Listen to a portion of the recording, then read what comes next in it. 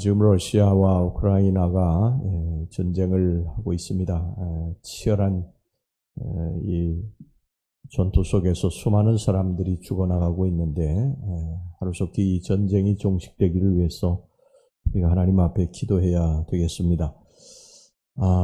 사실 지금 지구상에서 러시아하고 우크라이나가 전쟁을 하지만 우리의 마음속에는요 매일매일 그러한 전쟁이 그치지를 않고 있습니다. 육신의 소욕을 따라 살 것인가 아니면 성령의 소욕을 따라 살 것인가, 내가 이것을 해야 될 것인가 하지 말아야 될 것인가, 이런 끊임없는 싸움이 내 마음속에서 지금도 일어나고 있습니다. 전에는 내가 예수 믿기 전에는 이런 그 싸움이 없었어요. 그냥 내 속에서 일어나는 본능대로 살았으면 아무 문제가 없습니다. 오늘 여기 본문의 19절부터 21절까지 음란하고 싶으면 음란한 생활하고, 또 원수 맺고 싶으면 원수 맺고, 또 화내고 싶으면 화내고, 술 취하고 싶으면 술 취하고, 또 방탕하고 싶으면 방탕하면 됐습니다. 그러나 내가 예수를 믿고는 뭔가가 달라졌어요. 내 속에서 본능을 따라 살려고 하는, 육신의 소욕을 따라 살려고 하는 것을 자꾸 막는, 가로막는 어떤 것이 있습니다. 성경이 그것을 성령의 소욕이라고 말씀을 하고 있습니다. 예수 믿기 전에 본능대로 따라서 그냥 내 마음대로 살던 그러한 삶이 내 속에 예수 그리스도가 오셔서 계속해서 그것을 가로막고 싸움이 거기서 일어나고 있는 것입니다.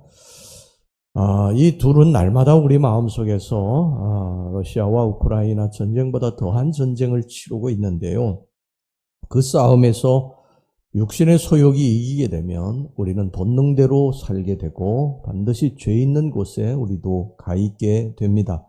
이 죄라고 하는 것은 굉장히 달콤하고 쾌락이 있습니다. 그런데 성경은 이 죄에 대해서 분명히 쾌락이 있고 즐거움이 있지만 이것을 잠시 죄악의 낙이라고 그렇게 말씀을 하고 있습니다. 잠시 동안만 우리들에게 쾌락과 즐거움을 주는 것이고, 반드시 그것이 지나고 나면, 잠시가 이제 지나고 나면 쓴 열매를 거두게 된다고 하는 것입니다. 오늘 여기 본문의 21절에도 보면 이런 죄악을 쫓아 사는 사람은 하나님 나라를 유업으로 받지 못할 것이라고 말씀을 하고 있습니다.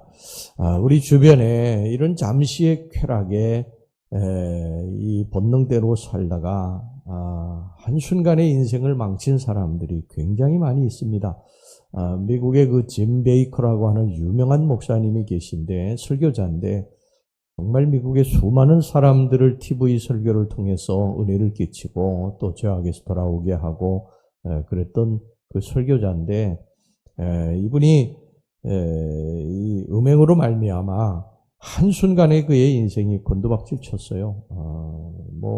그 사건은 정말 유명한 사건인데 우리도 충분히 그럴 가능성이 있는 사람들입니다. 육신의 소욕과 성령의 소욕이 마음속에서 싸울 때 육신의 소욕을 따라서 살게 되면 반드시 인생이 그런 큰 낭패를 당하는, 인생이 곤두박질 치는 그러한 결과를 빚을 수가 있습니다.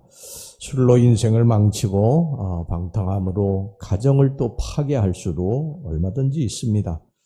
잠시의 쾌락으로 인해서 내가 그동안 누리고 쌓아왔던 모든 것들을 다 한순간에 무너뜨린다고 한다면요, 이게 얼마나 더 불쌍한 사람이겠습니까? 여러분, 본능을 따라 사는 삶은 쉬운 길이에요. 넓은 길입니다. 그것은 그냥 우리들이 하고 싶은 대로 하면 돼요. 그것은 노력하지 않아도 자연스럽게 얼마든지 죄짓고 살 수 있어요. 그런데 성령의 소욕을 따라 사는 삶은 그렇지 않습니다. 끊임없이 우리들이 애를 쓰고 훈련하고 노력하지 않으면 그건 어려운 일인 것입니다. 여러분, 성령을 따라 살 때 우리는 아름다운 열매를 맺을 수가 있습니다. 오늘 여기 본문의 22절, 23절에 보면 성령의 열매가 나와 있는데요. 사랑, 희락, 화평, 오래 참음, 자비, 양선, 온유, 충성, 절제. 이 얼마나 아름다운 열매입니까? 이름만 들어도 흐뭇해지는 열매들입니다. 내 자신도 기쁘고 이런 성령의 열매를 맺고 살 때 내 자신도 기쁘고 또 다른 사람도 남도 기쁘게 하는 열매들입니다.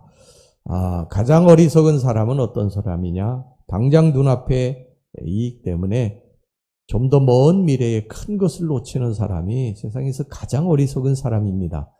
공부하는 시절에, 이 학생의 시절에 열심히 공부 안 하고 그냥 잠시의 그 쾌락에 몸을 맡기고 아이들하고 나쁜 짓 하고 죄를 짓고 그렇게 살아갑니다. 그러면 반드시 이제 조만간 올 미래에 그의 인생이 후회하게 되는 거예요. 사업하는 사람도 당장의 이익을 위해서 먼 미래에 투자할 것을 투자하지 않으면 그 사업은 오래가지 못합니다. 인생을 사는 방법은 두 가지지요. 자신의 당장 눈앞에 작은 쾌락에 자신을 맡기든지 당장은 힘들고 어려워도 먼 미래를 바라보면서 지금을 참고 견디고 나아가든지. 인생은 둘 중에 하나입니다. 육신의 쾌락 끝에 오는 것은 쓴물입니다. 하지만 성령의 소욕을 따라 살게 되면 당장은 힘들고 어려울지 몰라도 앞으로 우리들에게 큰 기쁨과 그러한 만족과 영광을 주게 될 것입니다. 여러분 마음에서 싸우는 소리가 있어요.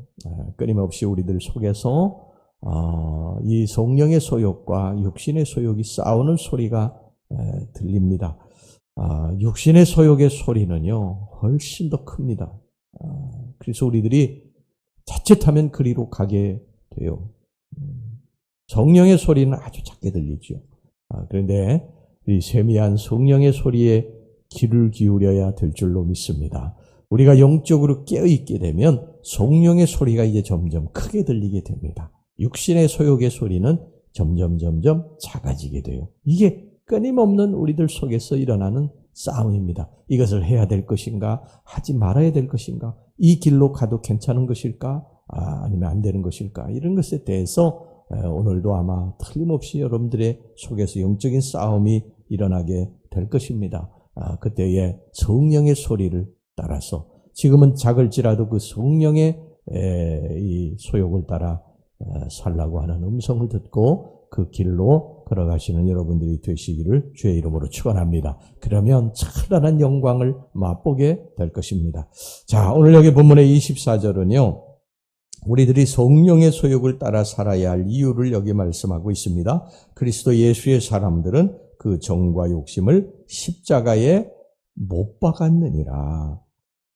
옛날 우리 육신을 따라 살던 자는 십자가에서 죽었다고. 언제?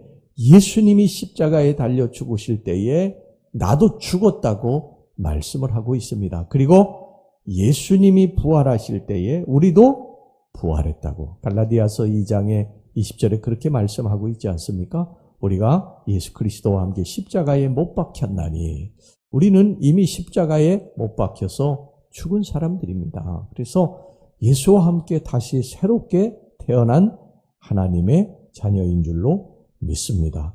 옛날에 나 음란하고 더럽고 시기하고 질투하고 방탕하던 나는 죽었다는 것입니다. 옛날의 나로 돌아가서는 안 된다. 이제 우리는 그곳으로 다시 이제 갈 수 없습니다. 홍해를 건넌 사람들이기 때문에 우리는 하나님의 나라를 이제 바라보면서 그 길을 성령을 따라서 걸어가야 될 줄로 믿습니다.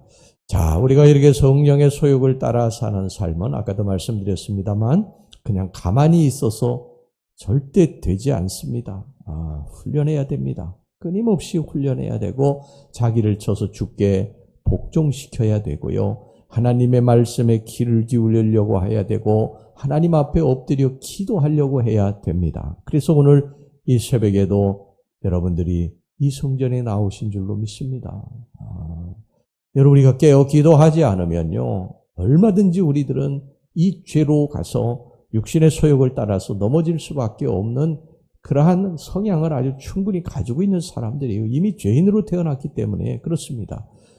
여러분 베드로와 제자들이 왜 넘어졌는 줄 아십니까? 왜 예수님을 부인하고 예수님 배신하고 도망쳤는 줄 아세요? 그들이 육신의 소욕을 따라서, 육신의 소리를 따라서 간 것인데, 그들이 육신의 소욕을, 성령의 소욕을 따라 가지 않고 육신의 소욕을 따라 간 이유가 뭐냐면 그들이 깨어 기도하지 않았기 때문입니다. 예수님께서 겟세마네 동산에서 그렇게 말씀하셨어요. 내가 저기 가서 기도할 터이니 너희들 여기서 깨어 기도하라. 근데 예수님이 기도하시고 돌아와 보니까 베드로와 제자들이 어떻게 하고 있었습니까? 쿨쿨 잠을 자고 있었어요. 그래서 예수님께서 너희들이 어찌하여 한시도 깨어 있을 수 없더냐? 깨어 기도하라. 그러시고 또 다시 가서 기도하시고 돌아와 보니까 그들이 또 잠자고 있는 것입니다. 그렇게 3번이나 그들이 잠자고 있었어요. 그 이후에 그들은 예수님을 팔지 않습니까? 예수님을 부인하지 않아. 예수님께로부터 도망치지 않습니까? 여러분, 우리가 깨어 기도하지 않으면, 영적으로 깨어 기도하지 않으면 우리는 육신의 소욕이요 천둥처럼 들리게 될 것입니다. 육신의 소욕의 소리가 우리를 죄로 이끌어가게 될 것입니다. 그렇게 하지 않기 위해서는요, 우리가 영적으로 깨어 있어야 될 줄로 믿습니다. 할렐루야. 여러분, 우리가 병들면요, 찬송을 불러도 은혜가 없어요. 입으로 부르고 찬송 부를 때 안전치고, 이게 찬송 부를 때에 은혜가 없는 거예요. 은혜가 있으면 찬송 부를 때요, 내 마음속에 무엇인가가 있어요. 끊임없이 내 마음속에 내 마음을 감동시키는 무엇이 있습니다. 이게 성령의 소욕에 사로잡힌 사람들이에요. 여러분, 기도하는 거 귀찮게 됩니다. 말씀 듣는 자리에 나오는 거 귀찮게 됩니다. 하나님 앞에 헌금 드리는 거 여러분 인색하게 돼요. 아깝게 됩니다. 하나님 앞에 헌금 드리는 거. 이게 우리가 병들은 것입니다. 육신의 소욕을 따라 사는 삶의 모습인 것입니다. 심령이 병들면 반드시 육신의 소욕을 따라 살게 되어 있어요. 육신의 소욕의 소리가 크기 때문에 그 길을 따라가게 되어 있습니다. 그런데 그 길은요, 지금은 넓은 길이지만 반드시 좁은 길이 될 것입니다. 멸망의 길이 될 것입니다. 그러나 우리가 성령의 소욕을 따라 사는 그 길로 가는 것은 지금 힘들고 어렵지만 이것은 넓은 길이 될 것이고 하나님의 축복의 길이 될 것이고 영광의 길이 될 것입니다. 성령의 열매를 반드시 맺게 될 것입니다. 할렐루야! 성령의 소욕을 따라 살아가는 저와 여러분들이 되시기를, 성령의 소욕을 따라 살자. 오늘이 설교 제목인데 우리가 이 성령의 소욕을 따라서 우리가 걸어가면 반드시 성령의 열매가 우리들 안에 맺혀지게 될 것입니다. 그 성령의 열매, 아까도 우리가 같이 살펴봤지만 사랑, 희락, 화평, 오래 참음, 자비, 양선, 온유, 충성, 절제, 이 아름다운 열매들을 우리가 맺힐 수 있기를 위해서 늘 끊임없이 훈련하고 기도합시다. 할렐루야! 예, 우리 기도합시다.